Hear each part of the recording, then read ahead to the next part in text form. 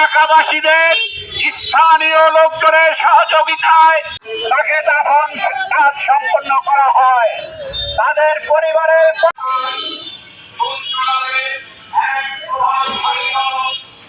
কৃষক সংগ্রাম সমিতি রাজবাড়ী জেলা শাখার পক্ষ থেকে জেলার প্রশাসন এবং সরকারের প্রতি তার কণ্ঠ দেওয়ার মারা হয়েছে, সেই উপযুক্ত বিচার চাই। আর এই যে আতর আলীর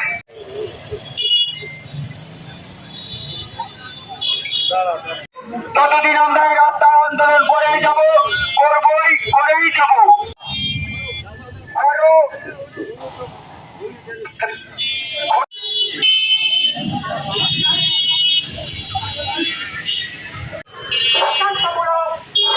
ব্যবস্থা করা হোক। প্রশাসনের কাছে আমাদের এবং একটি ছেলে